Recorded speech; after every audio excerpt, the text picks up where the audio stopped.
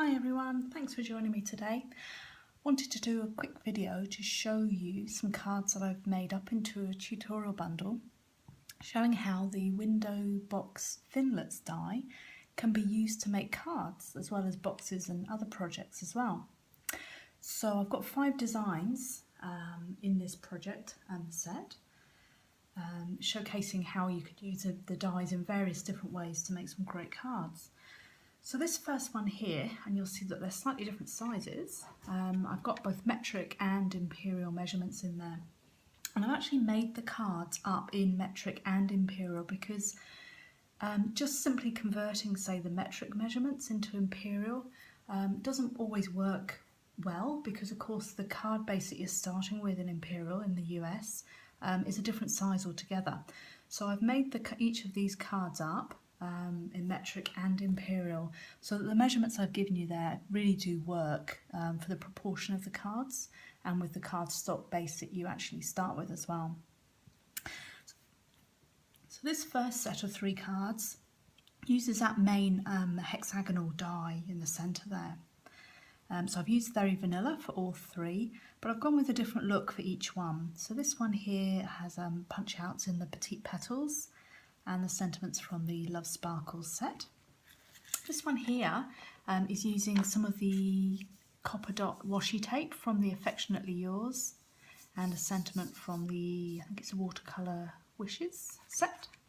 And this one here, I don't know whether you can see the sparkle there, but I've actually used a watercolour effect and used some of the dazzling diamonds to create a real sparkle effect there. Now the other card I wanted to show you, these ones here, so again you can see metric and imperial measurements there. So using the little heart framelit die there and the love sentiment from the Love Sparkles, so a nice simple card.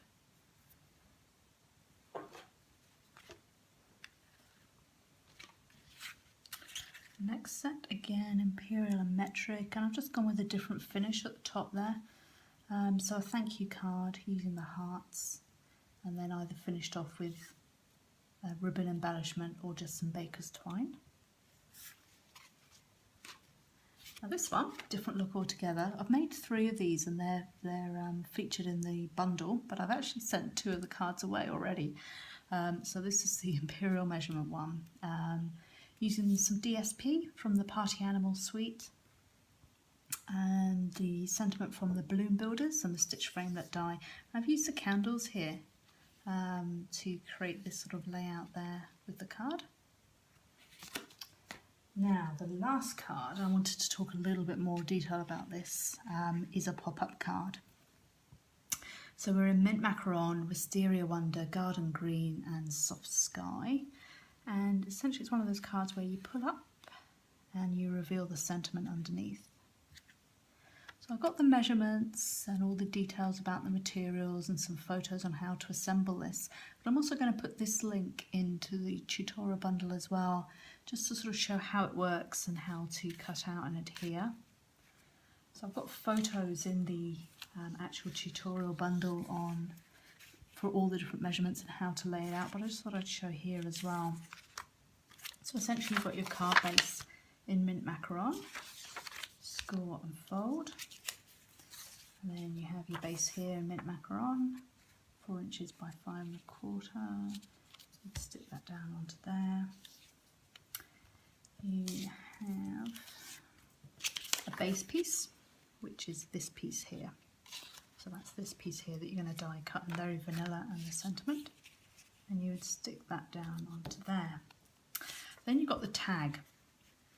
And this is a bit difficult to explain on how this works, but essentially the tag sticks to the bottom panel of the top piece here, and that creates that mechanism then for moving the card, a pull up and down. So you've got your tag here, and I've used a scallop top tag punch, and here's your frame here.